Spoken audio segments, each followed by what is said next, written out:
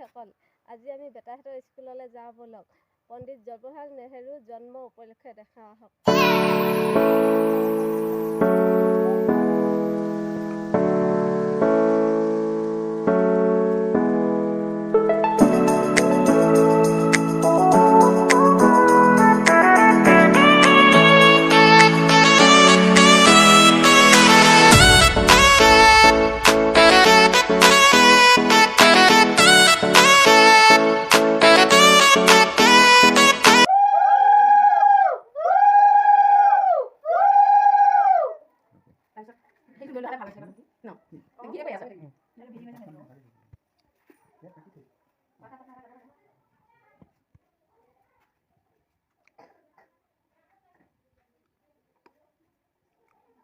ডাঙৰ মানুহ কিবা সন্মান পায় ন সৰু মানুহ আপুনি সন্মানে ভিডিঅ' কৰি আছে ভিডিঅ' মতে ওলাব লাগে কথা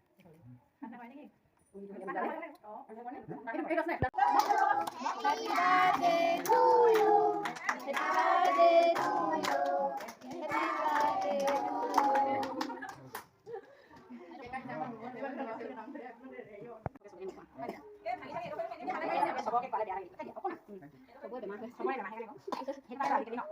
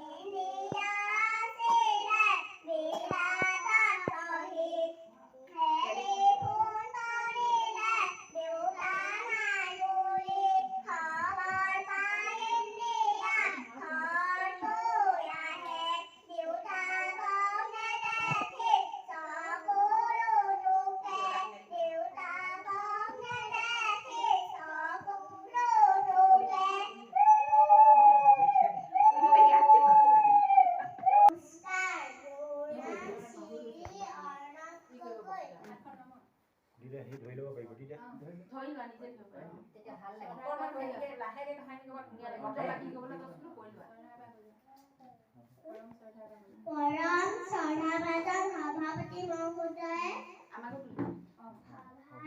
উপস্থিত থকা সন্মানীয় ব্যক্তিসকল আৰু মোৰ মৰমৰ বন্ধু বান্ধৱীসকল, আজি 14 নৱেম্বৰ। আজি এই দিনটোতে 1889 চনত পণ্ডিত জৱাহৰলাল নেহৰুৰ জন্ম হৈছিল। তেওঁৰ জন্ম ঠাই আছিল উত্তৰ প্ৰদেশৰ এলাহাবাদ চহৰত। তেওঁৰ দেউতাকৰ নাম আছিল মতিলাল নেহৰু আৰু মাকৰ নাম স্বৰূপৰাণী। আমাৰ দেশখনৰ নাম ভাৰতবৰ্ষ। ভাৰত স্বাধীন হ'বৰ বাবে ইংৰাজৰ লগত জৱাহৰলাল নেহৰুৱে যুঁজ দিছিল। তেওঁ আমাৰ দেশক বহুত ভাল পাইছিল। সেয়ে তেওঁ ভাৰতৰ প্ৰথমগৰাকী প্ৰধানমন্ত্ৰী হৈছিল। জৱাহৰলালে আমাৰ দৰে কণ কণ ল'ৰা ছোৱালীক বহুত মৰম কৰিছিল। ফুলৰ বাপৰিৰ দৰে ভাল পাইছিল। সেয়ে তেওঁ পুতৰ লগত ৰঙা গোলাপৰ কলি লৈ ফুৰিছিল। সেয়ে তেওঁৰ জন্মদিনটোত আমি শিশু দিৱস হিচাপে পালন কৰা হয়। এইজন মহান ব্যক্তিৰ মৃত্যু হৈছিল 1964 চনৰ 27 মে তাৰিখে এই পৃথিৱীৰ পৰা বিদায় লয়। তেখেতৰ মৃত্যুত ভাৰতে এজন সুকুমাৰ সুদক্ষ মহান ব্যক্তিক হেৰুৱালে। কিন্তু তেখেতে থৈ গ'ল আমাৰ বাবে মৰম আৰু ভালপোৱাবোৰ। সেয়ে আজি আমি তেখেতক সোঁৱৰিছো। ইয়াকে কৈ মোৰ চমু বক্তৃতা সামৰণি মাৰিছো। নমস্কাৰ। ধন্যবাদ আমাৰ কণমানি ভাইটি অৰ্ণৱ গগৈ।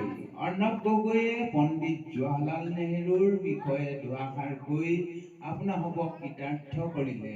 ধন্যবাদ।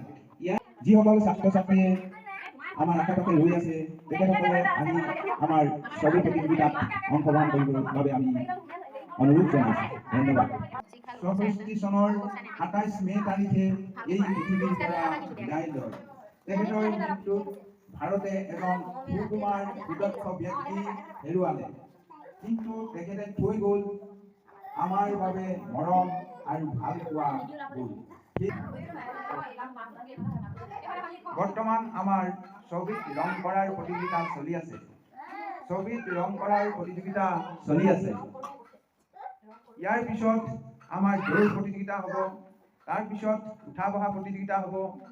গতিকে আশে পাশে থকা আমাৰ কণ কণ ভাইটি ভণ্টিহঁতক আমাৰ ঘটনাস্থলীলৈ আহি প্ৰতিযোগিতাত অংশগ্ৰহণ কৰিবৰ বাবে অনুৰোধ জনোৱা হৈছে।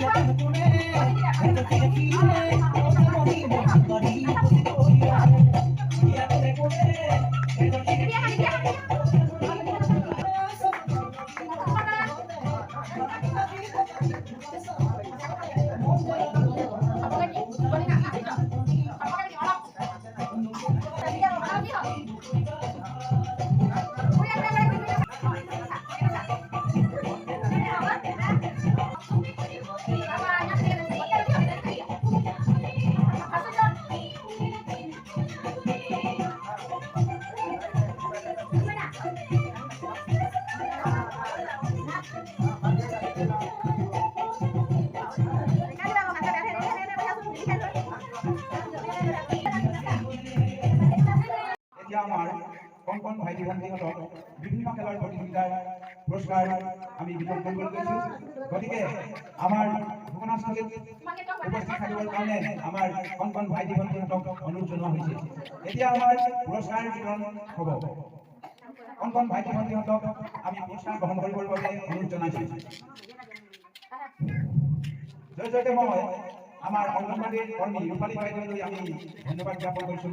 যিহেতু তাই অনেক কষ্টৰ মাজেদি এই অনুষ্ঠানভাগি আয়োজন কৰি এই কণ কণ ভাইটি ভণ্টিহঁতক যি উৎসাহ থকা দিবলে তাৰ বাবে আমাৰ অংগনবাড়ীৰ কৰ্মী ৰূপালী গগৈ বাইদেউলৈ আমি অশেষ ধন্যবাদ থাকিল। আৰু লগতে সহকৰ্মী ৰঞ্জু বাইদেউলৈ আমি অশেষ ধন্যবাদ জ্ঞাপন কৰিছোঁ। আৰু আমাৰ কণ কণ ভাইটি ভণ্টিহঁতৰ লগতে তেখেতসকলৰ মাতৃসকলক আমি ধন্যবাদ জ্ঞাপন কৰিছোঁ। আজি সকলোৱে ইমান কামৰ দিনতো আহি তেখেতসকলে এই অনুষ্ঠানভাগি সাফল্যমণ্ডিত কৰি তুলিলে তাৰ বাবে তেখেতসকললৈ আমি অশেষ ধন্যবাদ জ্ঞাপন কৰিছোঁ। ধন্যবাদ। এতিয়া আমাৰ পুৰস্কাৰ বিতৰণৰ ফালে আগবাঢ়িছোঁ। এতিয়া আমাৰ পুৰস্কাৰ বিতৰণৰ কাৰ্যসূচী আৰম্ভ কৰিছোঁ।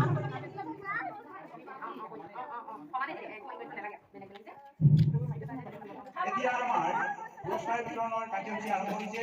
এতিয়া আমাৰ প্ৰথম পুৰস্কাৰ ল'বলৈ আমি আমাৰ কণমানি ভণ্টি শ্ৰীমতী অনিন্দিতা বৰশইকীয়াক আমাৰ কাষলৈ আহিবলৈ অনুৰোধ জনাইছোঁ।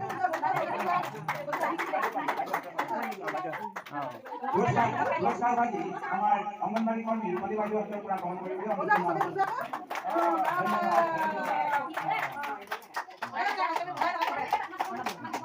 ইয়াৰ পিছতে আমি আমাৰ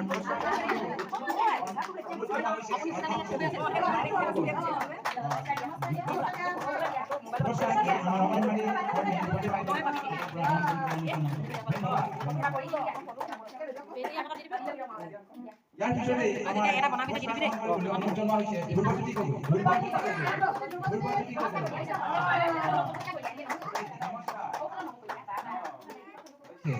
ইয়াৰ পিছত আমাৰ ৰিয়ান বৰশইকীয়া পুৰস্কাৰ গ্ৰহণ কৰিবলৈ অনুৰোধ জনোৱা হৈছে। ধন্যবাদ। ইয়াৰ পিছত আমাৰ পুৰস্কাৰ গ্ৰহণ কৰিবলৈ অনুৰোধ জনোৱা হৈছে কমলিকা সোণোৱাল।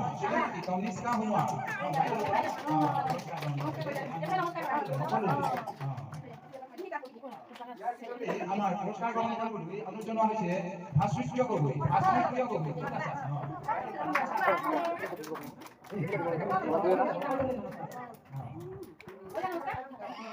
ইয়াৰ পিছতে আমাৰ পুৰস্কাৰ গ্ৰহণ কৰিবলৈ অনুৰোধ জনোৱা হৈছে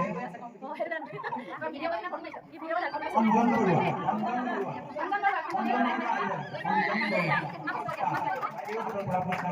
আৰু সকলোকে নমস্কাৰ জনাওঁ।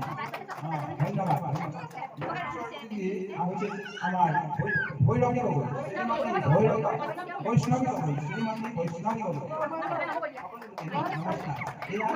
বৈষ্ণৱী গগৈ। ইয়াৰ পিছত আমি পুৰস্কাৰ গ্ৰহণ কৰিবৰ বাবে অনুৰোধ জনোৱা হৈছে নিবিড় গগৈ।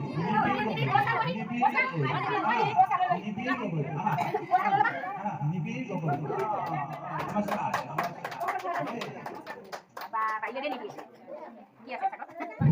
ইয়াৰ পিছত আমাৰ পুৰস্কাৰ গ্ৰহণ কৰিবলৈ আমাৰ বাইদেউ পুৰস্কাৰ গ্ৰহণ কৰিবলৈ অনুৰোধ জনোৱা হৈছে শিখামণি।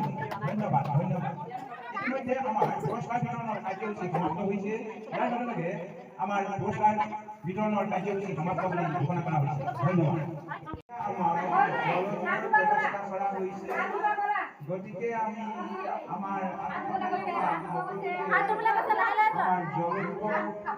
অংশগ্ৰহণ কৰিবলৈ অনুৰোধ জনোৱা হৈছে। এতিয়া আমাৰ চেষ্টা কৰা হৈছে জলযোগ ব্যৱস্থাৰ অংশগ্ৰহণ কৰিবলৈ আমাৰ আশে-পাশে থকা সকলোকে আহ্বান জনোৱা হৈছে। ধন্যবাদ।